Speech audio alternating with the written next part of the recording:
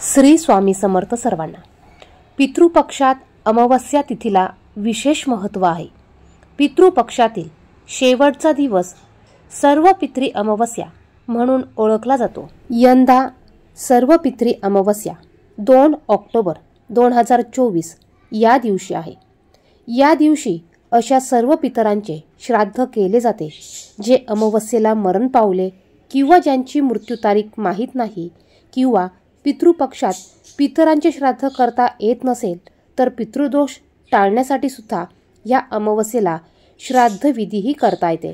ज्यांना अडचणीमुळे श्राद्ध तिथीच्या दिवशी पितरांचं श्राद्ध करता आलं नसेल त्यांनी सर्व पितृ अमावस्येच्या दिवशी त्यांच्या पितरांचं पूर्वजांचं श्राद्ध करायचं आहे।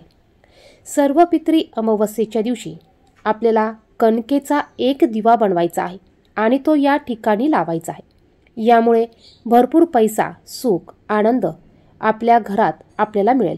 त्याचप्रमाणे पितृदोष हा दूर होईल, पितृदोषापासून आपली सुटका होईल आणि आपले पितर तृप्त होऊन हे पितृलोकात परत जातील। म्हणूनच आपल्याला या दिवशी कणकेचा एक दिवा बनवायचा आहे आणि तो आपल्याला आपल्या पितरांना स्मरण करून तुम्हाला या ठिकाणी लावायचा आहे। जर का तुम्ही चॅनेलवर नवीन असाल, माझे व्हिडिओ पहिल्यांदा बघत असाल तर असेच माहितीचे व्हिडिओ बघण्यासाठी चॅनेलला सबस्क्राइब करून बाजूच्या बेल आयकॉनला प्रेस करा।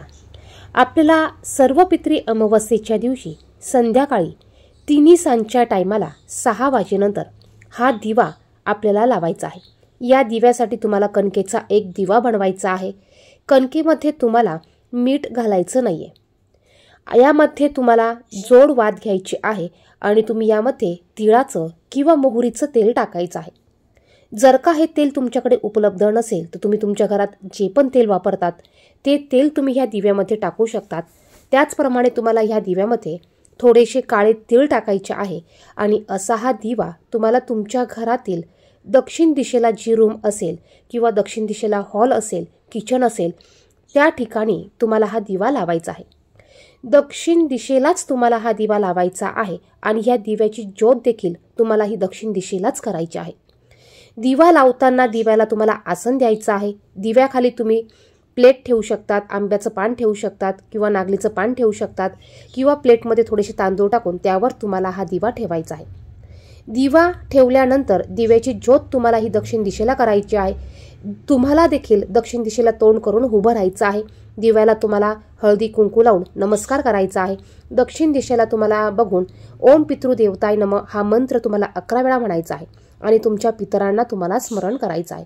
जर का या पद्धतीने तुम्ही तुमच्या पितरांना स्मरण करून अशा पद्धतीने दिवा लावला तर यामुळे आपले पितर हे तृप्त होतात, प्रसन्न होतात आणि आपल्याला भरभरून आशीर्वाद देतात।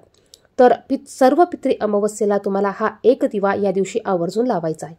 तर पहा, जर का तुम्हाला कणकेचा दिवा बनवायला जमलं नाही, बनवता आला नाही तर तुम्ही कणकेच्या दिव्याऐवजी पंती घेऊ शकतात।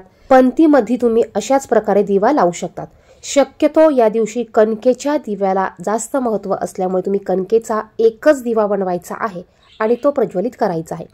तेल संपेपर्यंत तुम्ही हा दिवा असाच ठेवायचा आहे आणि दुसऱ्या दिवशी तुम्ही हा दिवा उचलल्यानंतर हा कणिक तुम्ही याचा गोळा करून तुम्ही तो पाण्यामध्ये टाकू शकतात किंवा एखाद्या झाडाखाली ठेवू शकतात, जेणेकरून किड्या मुंग्या येऊन हे कणिक खाऊन जातील। तर या पद्धतीने आपण आपल्या पितरांना स्मरण करून सर्व पितृ अमावस्येला या पद्धतीने दिवा हा प्रज्वलित करायचा आहे।